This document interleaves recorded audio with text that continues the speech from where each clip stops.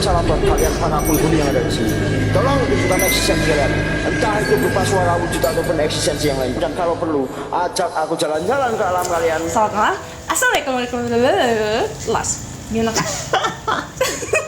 Assalamualaikum, waalaikumsalam buat kalian para penghuni yang ada di sini. Jika memang benar kalian ada di sini, tolong tunjukkan eksistensi kalian, entah itu berupa suara wujud ataupun eksistensi yang lain. Dan jika memang benar kalian ada di sini, tolong buat aku kesurupan tempat ini. Dan kalau perlu, ajak kita jalan-jalan ke alam kalian.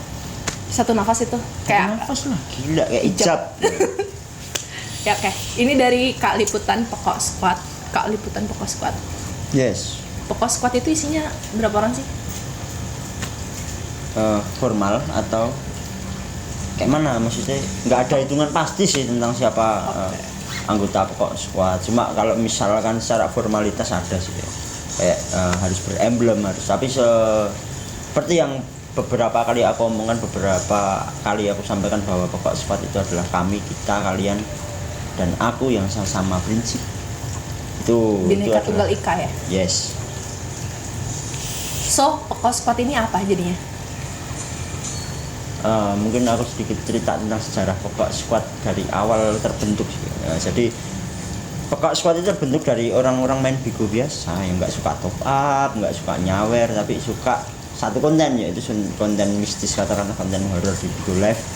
Nah, ketika suatu saat kita kayak membuat multi room, jadi di Bigo, di aplikasi Bigo itu ada suatu pilihan live, bentuk live yang berbentuk multi suara. Nah, di situ kita sering ngobrol di situ, tepatnya hampir 1 tahun lebih yang lalu kita ngobrol bahwa apa sih yang dimaksud family. Ada satu celutukan bahwa ngomong itu family itu apa sih, niatnya gini.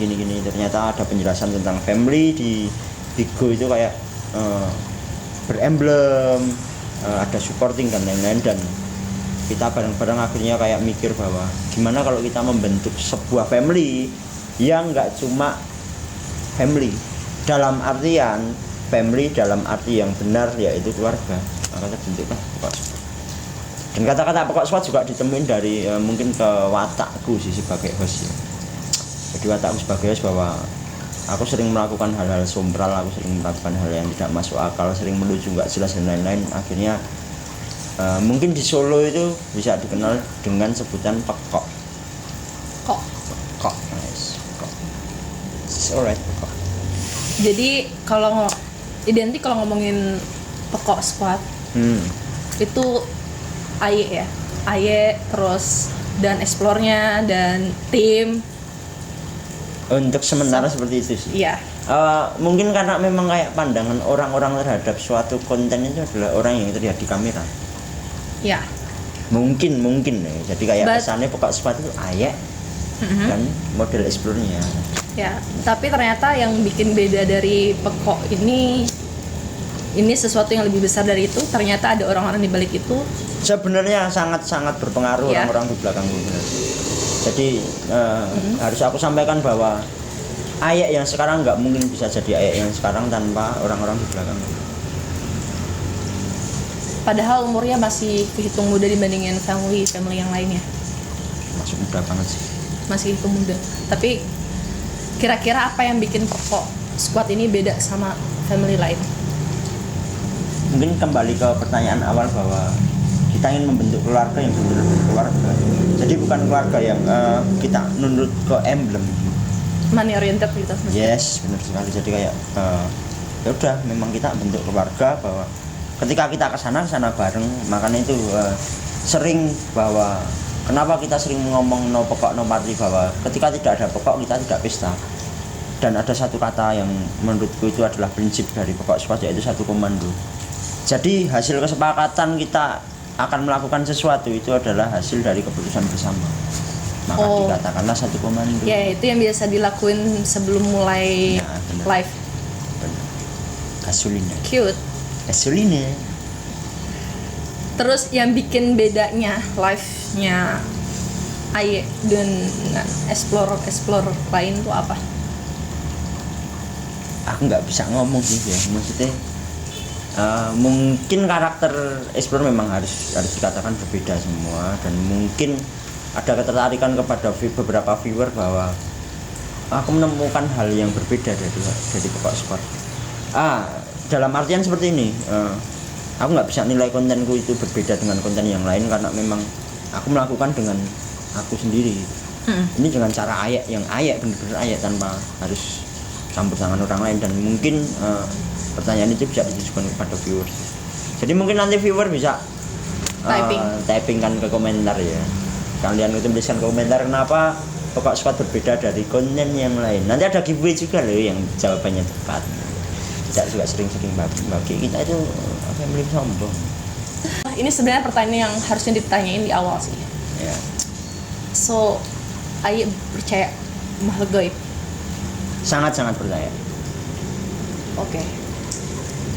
Ini kayaknya banyak perspektif soal makhluk gaib ya. Maksudnya aku kalau searching di YouTube itu sering lihat explore apa gitu tentang ekspedisi apa gitu yang kesurupan atau orang ngelawan apa yang bisa terbang atau apa, penampakan yang sangat amat jelas, yang sangat yang lucunya lagi belakangan pernah ada yang mandiin kaki kuntilanak yang sangat putih, lebih putih daripada kakiku, mungkin pakai citra kali.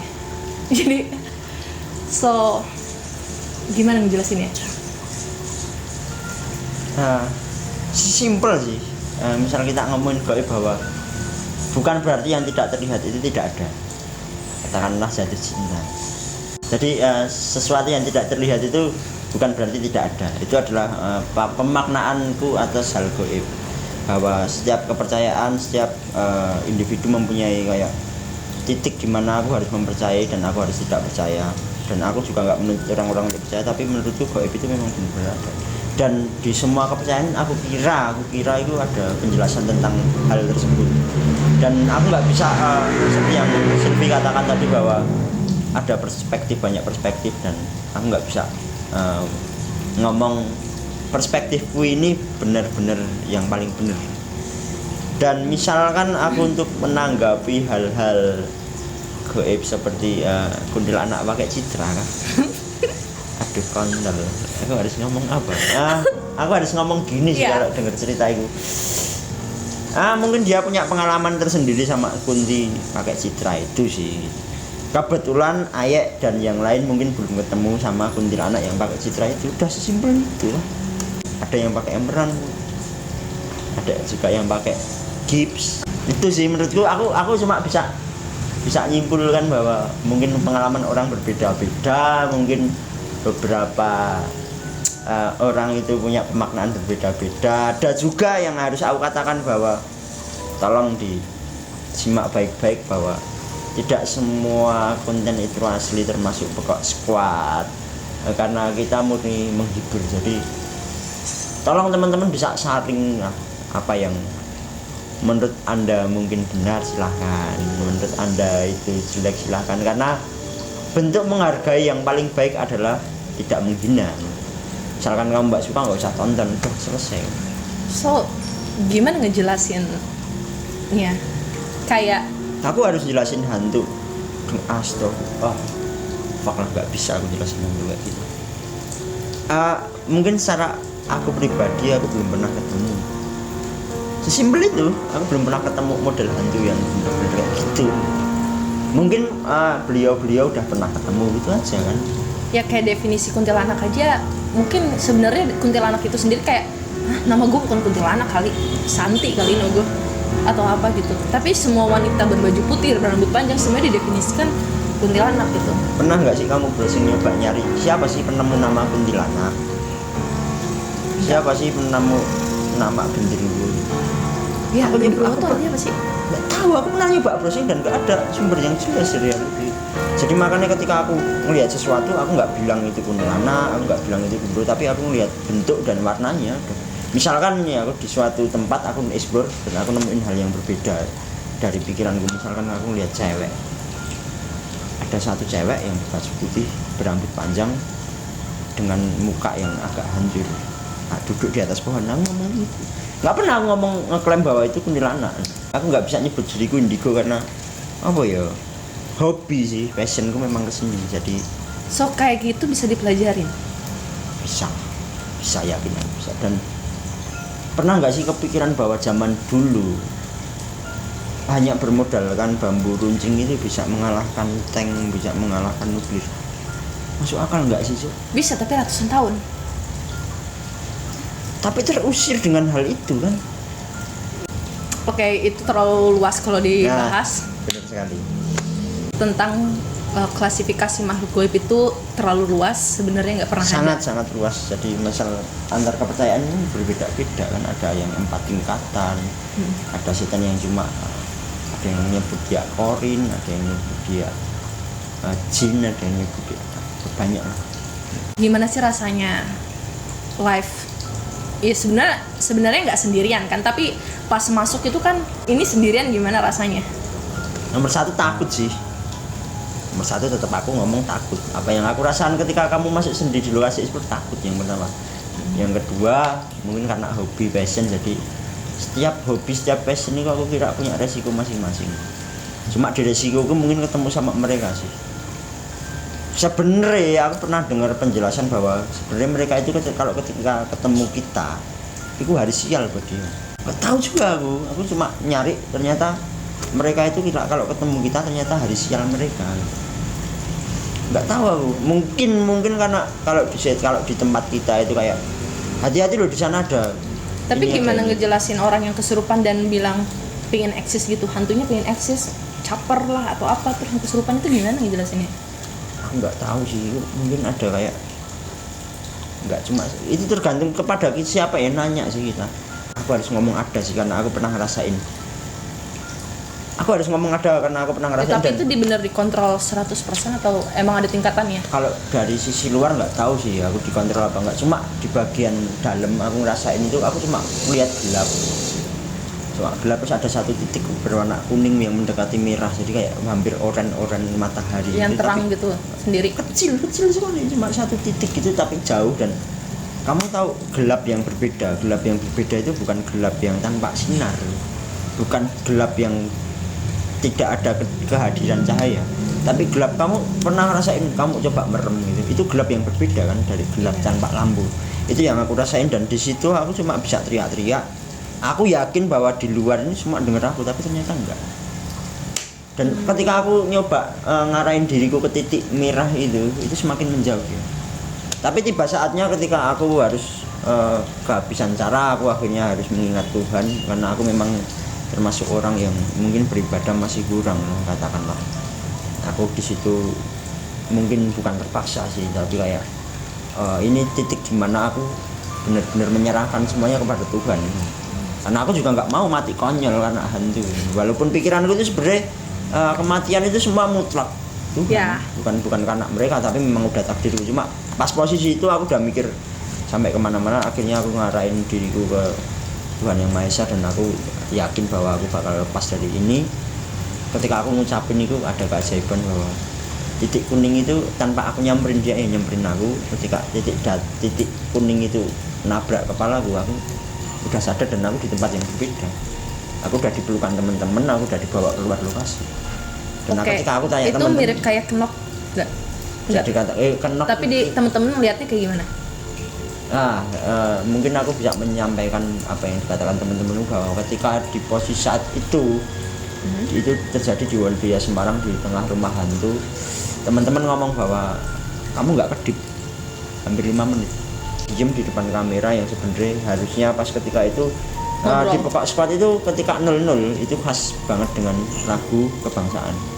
Iya. Gasolina. Nah, ketika kita lagi nge-play lagu itu, tiba-tiba katanya aku diem, cuma lihat kamera, pandangan kosong tanpa kedip. Habis itu jatuh udah.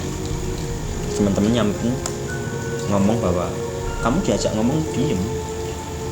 Nggak ada ngamuk-ngamuk yang mungkin kebawa kemasukan hantu yang nggak baper sih. Ya. Yang nggak suka marah-marah, nggak suka ngamuk di tempat itu mungkin sih. Cuma aku harus ngomong kalau ada sih. Ya, mungkin ini juga kayak banyak sumber yang bilang kayak mereka juga kayak manusia, karakternya juga beda-beda. Menurut yang aku pelajari gitu sih. Jadi Iya. mereka juga berkembang biak, mereka juga berdagang. Mereka berkembang biak. Rumah sakitnya di mana? Tahu kalau tanya Mas Birto nanti kalian Mas Birto ya. Iya. Jadi ini juga saya sebenarnya kayak ngejawab juga kalau ditanya, ini baru satu kalinya itu ya kesurupan.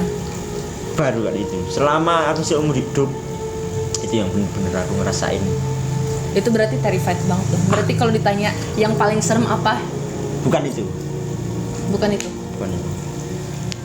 Paling serem pesanggeran. Jadi ada satu lokasi di Karanganyar, masih di Surakarta sih. Ini bukan hantu atau apa, tapi aku benar-benar lihat itu manusia dan dia ngeluarin api dari dalam tanah. Jadi di situ dia kayak ngeluarin api yang keluar dari dalam tanah. Aku nggak tahu dia itu punya ilmu apa kanuragan atau apa, tapi aku benar-benar lihat. Dan Tapi itu orang lain benar-benar ngelihat.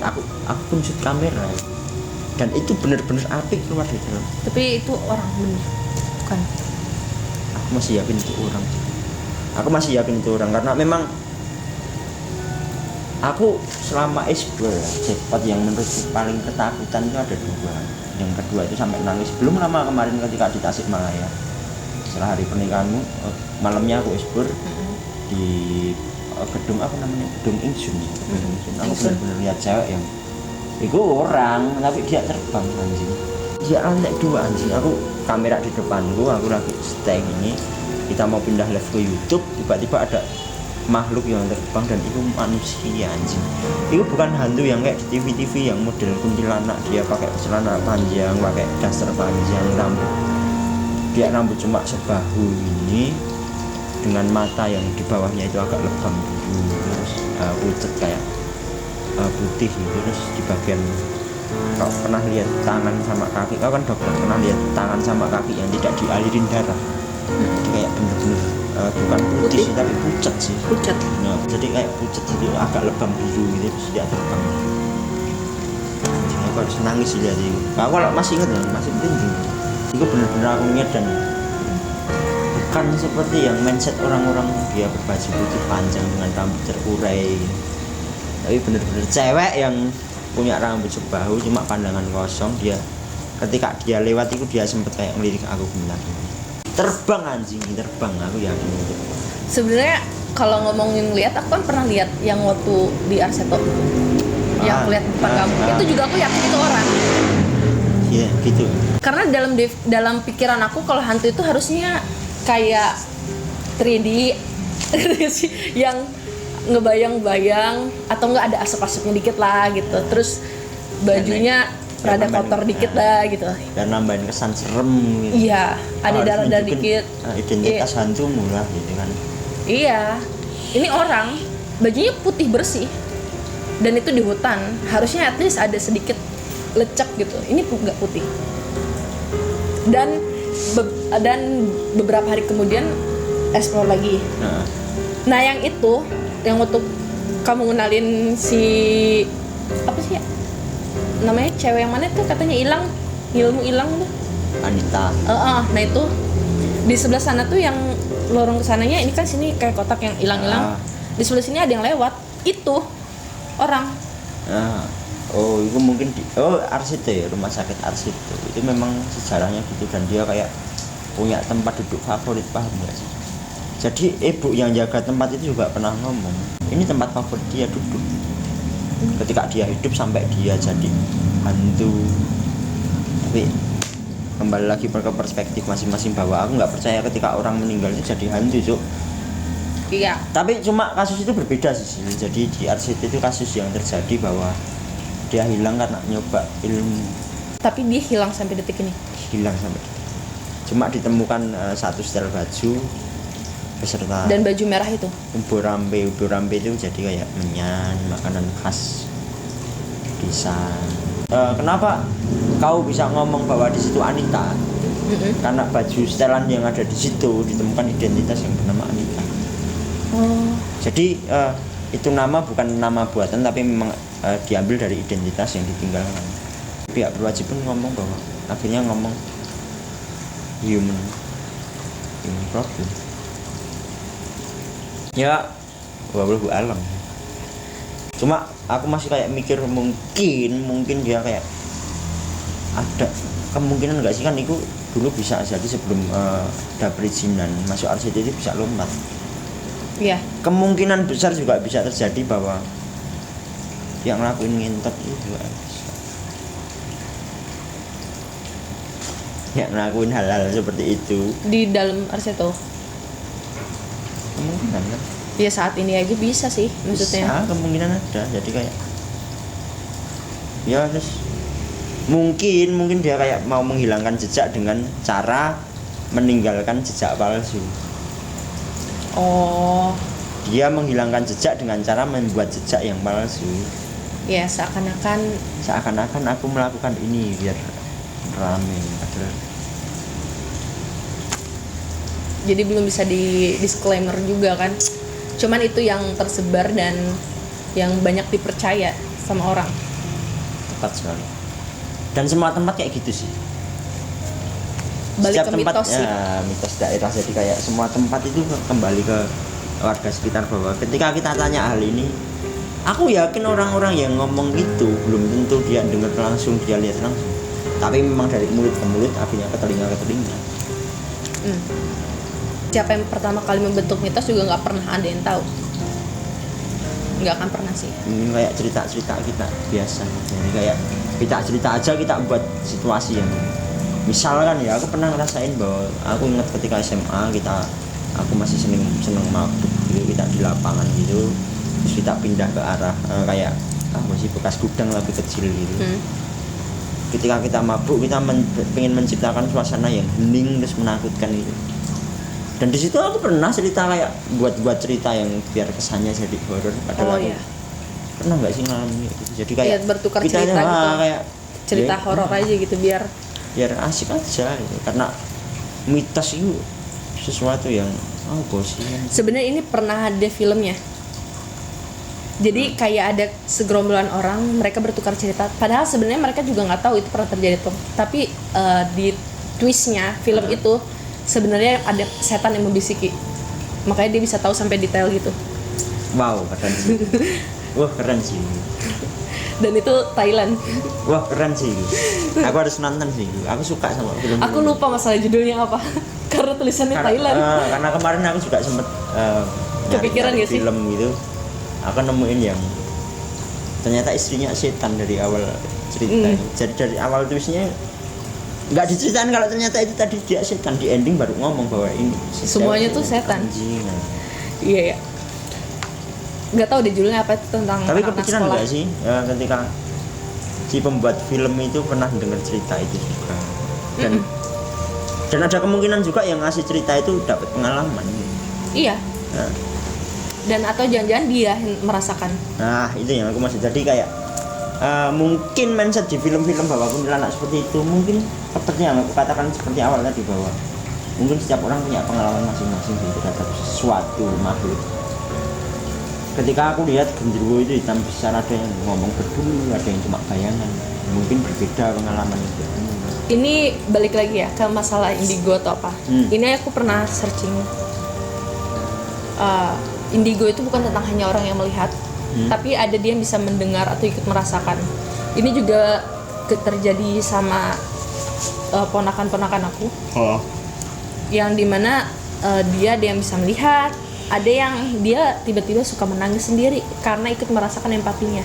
Tapi menangisnya dia nggak tahu kenapa, ternyata dia terpengaruh dari apa sih, aura positif, aura negatif di situ. Paham. Yang sebenarnya dia ikut kayak, aku tuh sedih soalnya dia menceritakan gini dan aku tuh sedih banget gini nggak bisa ngendaliin, dia jadinya, ngerti nggak sih? Hamba. Dan itu mungkin orang bilang itu kesurupan atau ketempelan atau apa.